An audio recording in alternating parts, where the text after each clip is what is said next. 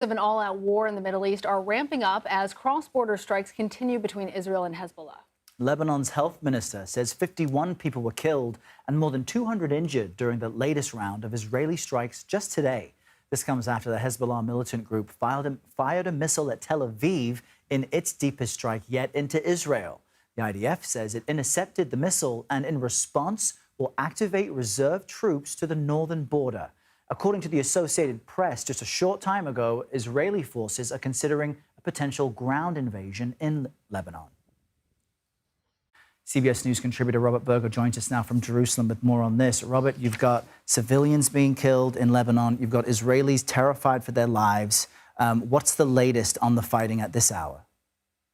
Well, the Israelis are launching airstrikes all day long, basically, and Hezbollah has been firing dozens of rockets across the border targeting northern Israel.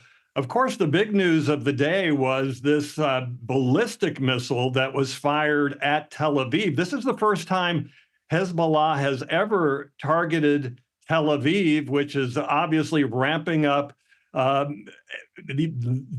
conflict and is a serious escalation. This ballistic missile actually carried hundreds of pounds of explosives, but it was intercepted by Israeli defenses, and then Israel responding with those airstrikes. And on both sides of the border, as you say, people are terrified. You have at least 200,000 people that have been displaced in the recent fighting this week in Lebanon. And of course, 60 or 70,000 Israelis have been out of their homes for the past 11 months.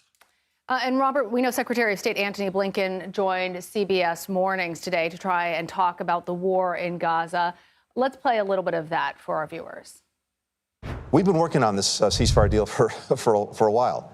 We have an agreement, a piece of paper that's got 18 paragraphs. 15 of them are agreed. The last 3 continue to need some work. The problem we have right now is that Hamas hasn't been engaging on it for the last couple of weeks. And Sinwar, its leader, has been talking about an endless war of attrition. Now, if he really cares about the Palestinian people, he'd bring this agreement over the finish line. So we just heard, Robert, in your analysis of how things are heating up on the northern border between Israel and Hezbollah. The problems with trying to get a ceasefire in terms of Gaza and the fighting between Israel and Hamas. What are the main sticking points in this ceasefire? Why is Hamas not agreeing to it? Well, you know, there's a new diplomatic initiative now by the United States to try and link the Lebanon crisis with Gaza and try and get a deal that would stop the war on both fronts.